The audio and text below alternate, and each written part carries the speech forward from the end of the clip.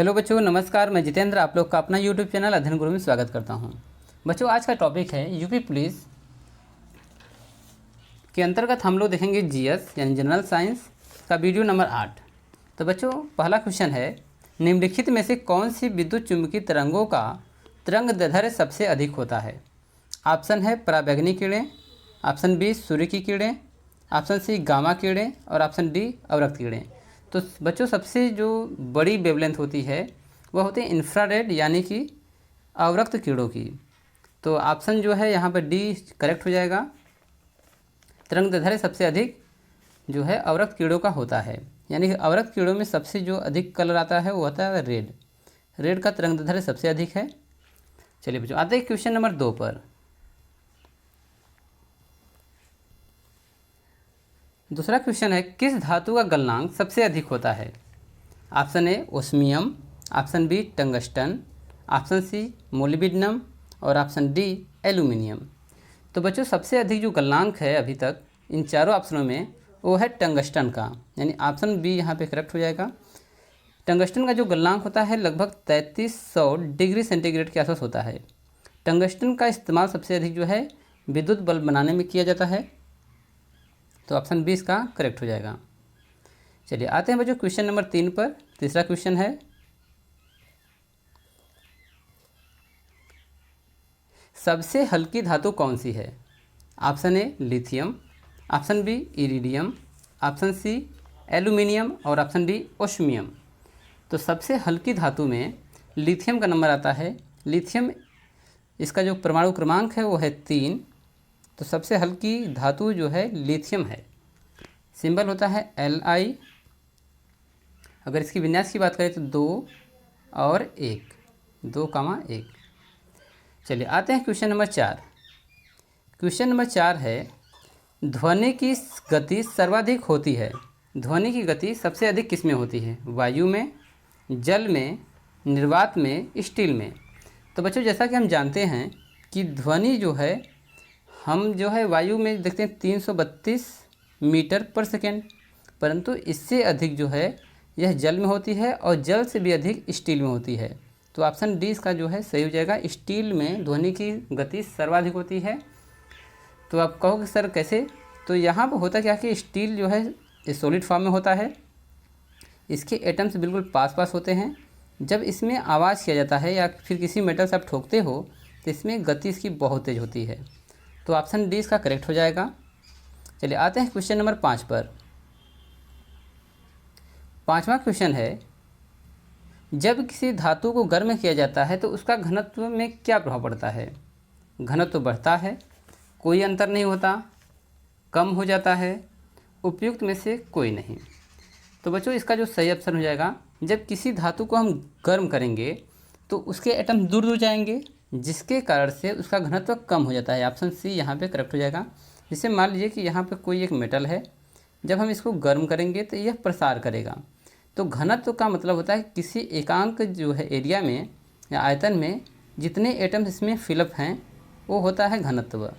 जब इसको गर्म किया जाएगा तो एटम्स दूर दूर जाएंगे, दूर जाने के कारण जो है इसका घनत्व कम हो जाता है। चलिए आते हैं क्वेश्चन नंबर 6 पर।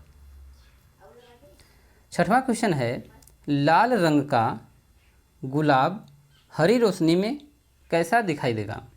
तो लाल रंग का गुलाब है, हरी रोशनी में अगर हम देखेंगे तो कैसा दिखाई देगा? पीला दिखाई देगा, गुलाबी या काला या लाल। तो जब होता क्या है कि जब हम लाल रंग को गुलाब जो है ना, लाल रंग का गुलाब, इसको जब हम हरी रोशनी में देखते हैं तो यह हमें काला दिखाई देगा, क्योंकि जो लाल क्या है? प्राथमिक रंग है, ठीक है। हरा भी प्राथमिक रंग है। जो इसका जो दोनों जब मिक्सचर होंगे तो यह जो है एक तरह से काला दिखाई देगा। चलिए आते हैं क्वेश्चन नंबर 7 पर। 7वां क्वेश्चन है, दूध की शुद्धता किस यंत्र द्वारा नापी जाती है? Manometer, hydrometer, lactometer, fathometer. तो बच्चों, दूध की जो शुद्धता होती है वह लैक्टोमीटर से मापी जाती है। इसका सही ऑप्शन हो जाएगा ऑप्शन सी, लैक्टोमीटर। दूध की शुद्धता लैक्टोमीटर से मापी जाती है। आते हैं क्वेश्चन नंबर 8 पर। तो बच्चों, 8वां क्वेश्चन है, डायनामो का कार्य क्या है? बच्चों ये जो क्वेश्चन है ना, ये बार बार रिपीट हो रहा है कि डायनामो का कार्य क्या है। चलिए, ऑप्शन ए है विद्युत ऊर्जा को यांत्रिक ऊर्जा में परिवर्तित करना। ऑप्शन बी, यांत्रिक ऊर्जा को विद्युत ऊर्जा में परिवर्तित करना। ऑप्शन सी, विद्युत ऊर्जा को ऊष्मा में परिवर्तित करना। ऑप्शन डी, इनमें से कोई नहीं। तो बच्चों यहाँ पर जो डायनामो होता है, जनरेटर, जब उसको घुमाते हैं तो यांत्रिक ऊर्जा को वह विद्युत ऊर्जा में परिवर्तित करता है। ऑप्शन बी इसका जो है करेक्ट हो जाएगा। यांत्रिक ऊर्जा को विद्युत ऊर्जा में परिवर्तन डायनामो करता है या जनरेटर करता है। चलिए आते हैं क्वेश्चन नंबर 9 पर बच्चों। 9वां क्वेश्चन है, टेलीविज़न का आविष्कार किसने किया। ये तो बचपन में ही सिखाया जाता है कि टीवी का आविष्कारक कौन है। तो ऑप्शन है J L Baird, B Macmillan, C James Watt, इनमें से कोई नहीं। तो बच्चों जे एल बेयर ने टीवी का आविष्कार किया था, तो ऑप्शन ए यहाँ पे सही हो जाएगा। चलिए आते हैं क्वेश्चन नंबर 10। 10वां क्वेश्चन है, हड्डियों और दांतों में जो रासायनिक पदार्थ विद्यमान रहता है उसे क्या कहते हैं। Calcium chloride, calcium borate, calcium phosphate, calcium sulphate. तो बच्चों इसका सही ऑप्शन है ऑप्शन सी, कैल्शियम फास्फेट। जो हमारे दांत बने होते हैं वो कैल्शियम फास्फेट से बने होते हैं। ये बहुत ही कठोर होते हैं, तो यदि हमारे दांत में कमजोरी है तो हमें कैल्शियम लेना चाहिए अधिक से अधिक मात्रा में। तो सी ऑप्शन सही हो गया। आते हैं क्वेश्चन नंबर 11। 11वां क्वेश्चन है बच्चों कि लोहे की पाइप जिसमें पानी की सप्लाई की जाती है पर जस्ते यानी ZN की परत चढ़ाई जाती है कि जंग न लगे, इस परत को चढ़ाने की प्रक्रिया क्या कहते हैं। अलिनीकरण, वल्कनीकरण, यशद लेपन, इनमें से कोई नहीं। तो बच्चों इस किसी भी लोहे की पाइप हो या किसी भी लोहे का ऑपरेटस हो, यदि उस पर हम जस्ते की परत चढ़ा रहे हैं तो उसे गैल्वेनाइजेशन बोलते हैं। हिंदी में उसे यशद लेपन कहा जाता है, जो ऑप्शन सी यहाँ पे करेक्ट हो जाएगा, यशद लेपन। चलिए आते हैं क्वेश्चन नंबर 12। 12वां क्वेश्चन है बच्चों, किस अम्ल का उपयोग निर्जलीकरण या डिहाइड्रेन एजेंट के रूप में किया जाता है। डिहाइड्रेटिंग एजेंट के रूप में किसका, हाइड्रोक्लोरिक अम्ल यानी HCl का, या H2SO4 का सल्फ्यूरिक एसिड, या एसिटिक अम्ल CH3COOH, या फिर नाइट्रिक अम्ल। तो बच्चों यहाँ पर डिहाइड्रेटिंग एजेंट के रूप में हम सल्फ्यूरिक एसिड का इस्तेमाल करते हैं। निर्जलीकरण करने के लिए हम H2SO4 का प्रयोग करते हैं। ऑप्शन बी यहाँ पे करेक्ट हो जाएगा। चलिए बच्चों आते हैं क्वेश्चन नंबर 13। 13वां क्वेश्चन है, विलेय को विलयन से पृथक किया जा सकता है। तो पहली बात है विलेय और विलयन। यदि कोई विलयन तैयार हो रहा है तो उसमें दोनों फॉर्म लिक्विड वाले होने चाहिए या लिक्विड जिसे होने चाहिए। तो पहला है फिल्ट्रेशन या निस्पंदन द्वारा, ऑप्शन बी वाष्पीकरण या इवेपोरेशन द्वारा, ऑप्शन सी निस्तारण द्वारा, और नंबर डी सेडिमेंटेशन द्वारा या अवसादन द्वारा। तो बच्चों इसका सही आंसर हो जाएगा वाष्पीकरण द्वारा। विलेय को विलयन से अलग करने के लिए वाष्पीकरण का हम प्रोसेस अपनाते हैं। तो जो विलयन होता है वाटर यानी कि H2O उड़ जाएगा, बाकी जो है आपके विलेय बच जाएंगे। आते हैं क्वेश्चन नंबर 14। क्वेश्चन 14 है, निम्नलिखित में से कौन सी गैस वायुमंडल में नहीं होती है। नाइट्रोजन, ये तो पाई जाती है, हीलियम, ये भी पाई जाती है, क्लोरीन, ये भी गैस है, क्रिप्टन। तो बच्चों यहाँ पर जो क्लोरीन है ये हमारे वायुमंडल में नहीं पाई जाती है। तो जो क्लोरीन है वह किसी कंपाउंड के साथ या फिर समुद्र में सबसे अधिक अथाह है, तो NaCl के रूप में, और ये अपने कंपाउंड के फॉर्म में होती है। तो क्लोरीन जो है हमारे वायुमंडल में नहीं पाई जाती है। नाइट्रोजन पाई जाती है, हीलियम पाया जाता है, क्रिप्टन भी पाया जाता है जो निष्क्रिय गैस है। चलिए सी ऑप्शन सही हो गया। आते हैं क्वेश्चन नंबर 15। 15वां क्वेश्चन है, पोटेशियम क्लोरेट को गर्म करने पर क्या होगा। तो पहली बात, पोटेशियम क्लोराइड का जो फार्मूला होता है KClO3। जब हम इसको गर्म करेंगे तो पोटेशियम क्लोराइड अलग हो जाएगा, O3 अलग हो जाएगा, यानी ऑक्सीजन का फॉर्म अलग हो जाएगा। तो ऑप्शन ए है नाइट्रोजन गैस निकलती है, ऑक्सीजन गैस निकलती है, हाइड्रोजन गैस निकलती है, इनमें से कोई नहीं। तो जब पोटेशियम क्लोराइड को हम गर्म करते हैं KClO3 को, तो इस दौरान ऑक्सीजन गैस बाहर निकलती है। बी ऑप्शन जो है सही हो जाएगा। चलिए आते हैं क्वेश्चन नंबर 16। 16वां क्वेश्चन है, लुढ़कती हुई गेंद कुछ दूर लुढ़कने के बाद स्वयं रुक जाती है, इस निम्नलिखित में से किस कारण से? ऑप्शन ए घर्षण द्वारा, गुरुत्वाकर्षण द्वारा, जड़त्व द्वारा, इनमें से कोई नहीं। तो बच्चों यहाँ पर जो कारण तो कई हो सकते हैं। रुकती हुई गेंद अगर रुक रही है तो उस पर तो जड़त्व का भी, हाँ जड़त्व का नियम तो ये कहेगा कि रुक रहा है तो रुकते नहीं रहना चाहिए, यानी कि न्यूटन का जड़त्व का नियम है पहला नियम, वो कहेगा यदि कोई वस्तु गति अवस्था में तो गति अवस्था में रहना चाहिए, ये तो कारण हो नहीं सकता। गुरुत्वाकर्षण अपनी ओर खींचती है तो ठीक है, वो खींचने का पृथ्वी पर ही है, परंतु जो घर्षण है यह उसकी गति को रोकेगा। तो यदि रुक रही है तो इसका सही ऑप्शन हो जाएगा ए, घर्षण के कारण वह रुक जाती है। चलिए आते हैं क्वेश्चन नंबर 17। 17वां क्वेश्चन है संगमरमर यानी मार्बल किसका रूप है? सैल का, नेस का, चूना पत्थर का, बलुआ पत्थर का। तो संगमरमर को हम कैल्शियम CaCO3 कैल्शियम कार्बोनेट कहते हैं। तो यह जो है एक लाइमस्टोन का यानी कि यह रूप है, यानी कि सी ऑप्शन सही हो जाएगा, चूना पत्थर। 17वें का सी, चूना पत्थर यानी कैल्शियम क्लोराइड। चलिए आते हैं क्वेश्चन नंबर 18। 18वां क्वेश्चन है शहरों में तालाब का पानी शुद्ध करने के लिए कौन सी गैस प्रयोग की जाती है? सल्फर डाइऑक्साइड, क्लोरीन, नाइट्रोजन या अमोनिया। तो बच्चों शहरों में तालाब के शुद्ध पानी यानी तालाब को शुद्ध करने के लिए हम क्लोरीन गैस का इस्तेमाल करते हैं। 18 का बी ऑप्शन सही हो जाएगा। चलिए आते हैं क्वेश्चन नंबर 19 नंबर। 19वां क्वेश्चन है लोहे में जंग लगने का मुख्य कारण क्या है? ऑक्सीजन, हाइड्रोजन, नाइट्रोजन या नियान। तो पहली बात है कि लोहे में जंग तभी लगता है जब उसका ऑक्सीडेशन होता है। ऑक्सीडेशन तभी होगा जब लोहे के साथ ऑक्सीजन जुड़ेगा, इसका मतलब जो है ऑक्सीजन जो है मुख्य कारक बनता है जंग लगने का। तो लोहे में जंग लगने का मुख्य कारण है ऑक्सीजन। 19वें का ए ऑप्शन सही हो जाएगा। आते हैं क्वेश्चन नंबर 20 पर। 20वां क्वेश्चन कुपोषण से सबसे अधिक किसकी कमी होती है? विटामिन ए की, कार्बोहाइड्रेट की, विटामिन सी की, प्रोटीन की। तो कुपोषण जो होता है वह प्रोटीन कमी से होता है, यानी कि इसमें जो जिम्मेदार है वो है प्रोटीन, बाकी विटामिन ए ये जिम्मेदार नहीं होता है। कार्बोहाइड्रेट ये सभी जो है ना, कुपोषण जो होता है शरीर जो है दुबले पतले हो जाते हैं और कमजोरी हो जाता है। खास तौर पर यह जो है 1 से लेकर 14 साल के बच्चों के बीच में देखा जाता है। तो डी ऑप्शन सही हो जाएगा, प्रोटीन की कमी से कुपोषण होता है। चलिए क्वेश्चन आते हैं क्वेश्चन नंबर 21। रोबोट क्या है?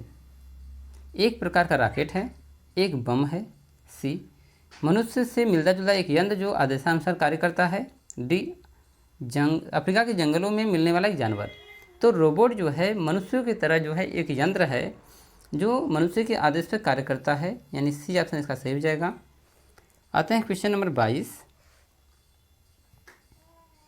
22वां क्वेश्चन है दो समानांतर दर्पणों के बीच प्रतिबिंब बनते हैं। यदि दो समतल दर्पण को ऐसे रख दिया जाए, अगर कोई इंसान यहाँ पे खड़ा हो जाए तो इसका जो प्रतिबिंब बनेगा इधर भी अनंत तक बनेगा और इस साइड भी अनंत तक बनेगा। तो इसका जो है ऑप्शन हो जाएगा अनंत, यानी कि समानांतर दर्पणों के बीच में प्रतिबिंब जो है अनंत बनता है। डी ऑप्शन सही हो जाएगा। आते हैं क्वेश्चन नंबर 23। 23वां क्वेश्चन है जब कोई जहाज नदी में से समुद्र में प्रवेश करता है तो क्या होता है उसके साथ? ऊपर उठ जाता है, नीचे धंस जाता है, उसके स्तर में कोई बदलाव नहीं होता है, उपयुक्त सभी।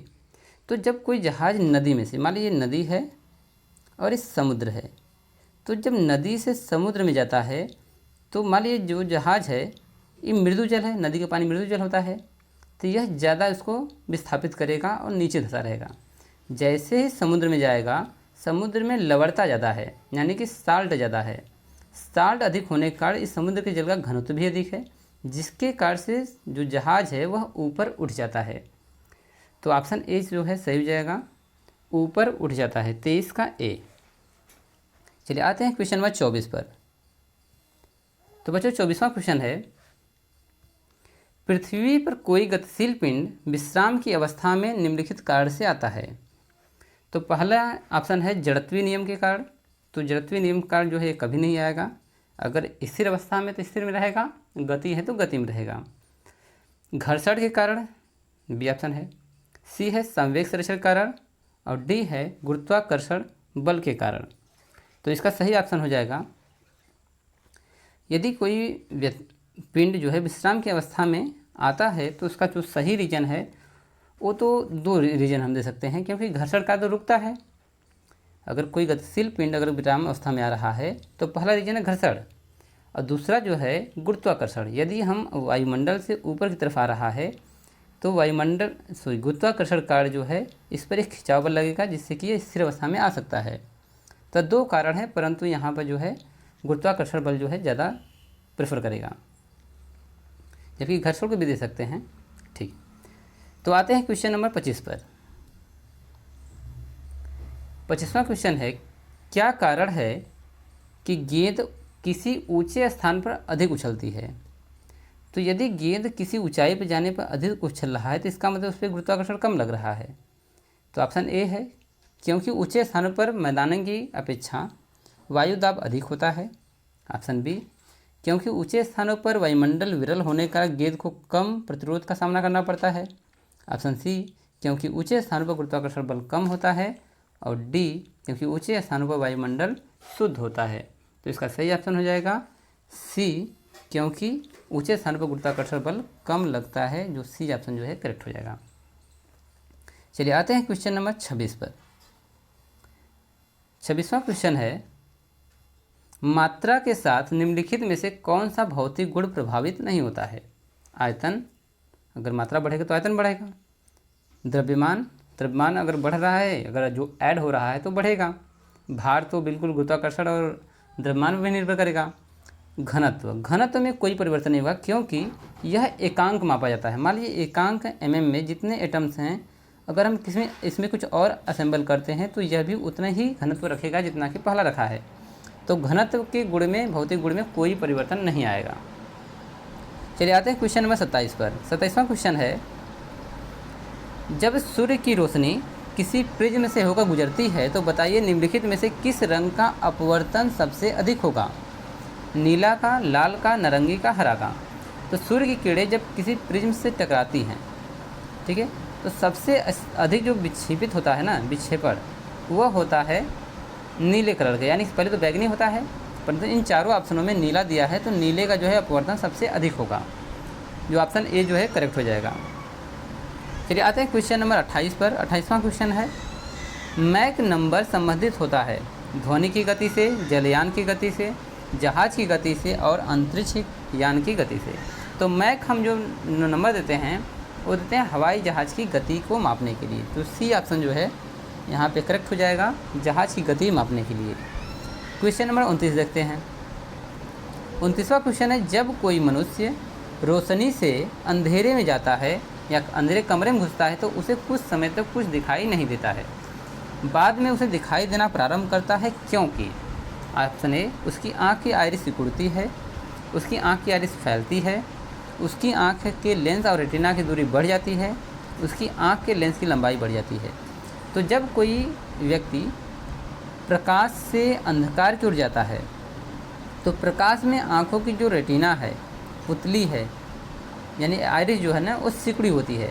जैसे ही वह अंधेरे रूम की तरफ जाती है यह फैलती है, जिसके कारण से इसको समंजन करने में, यानी कि अपने आप को एडजस्ट करने में वक्त लगता है। तो इसमें होता क्या है कि आइरिस जो है ना फैलती है। बी ऑप्शन जो है करेक्ट हो जाएगा। तो 29वें का बी, यानी कि अंधेरे रूम में जाने पर हमारी जो आइरिस है वो फैलती है, और कुछ टाइम बाद जब यह फैल जाती है तो प्रकाश थोड़ा थोड़ा जाने लगता है, जिसके कारण से हमें वस्तुएं दिखाई देने लगती हैं। चलिए आते हैं क्वेश्चन नंबर 30 पर। 30वां क्वेश्चन है बच्चों, बिजली के हीटरों में नाइक्रोम धातु का तत्व एलिमेंट उपयोग में लाया जाता है, क्योंकि इसका प्रतिरोध अधिक होता है, ये भी सत्य बातें हैं। इसका गलनांक अधिक होता है, ये भी सत्य है। इसमें अधिक शक्तिशाली विद्युत धारा प्रवाहित की जा सकती है, ये भी सत्य है। तो उपयुक्त सभी कारणों से, तो ऑप्शन डी इसका सही हो जाएगा कि विद्युत हीटरों में नाइक्रोम का तार लगाने के कई कारण हैं, जिसमें इसकी प्रतिरोधकता है, गलनांक है और अधिक धारा या शक्ति छाने की क्षमता भी है। तो ऑप्शन 30वें का ऑप्शन डी सही हो जाएगा। तो बच्चों मैं आशा करता हूँ कि आपको यह जीएस का टॉपिक समझ में आ रहा होगा। धन्यवाद।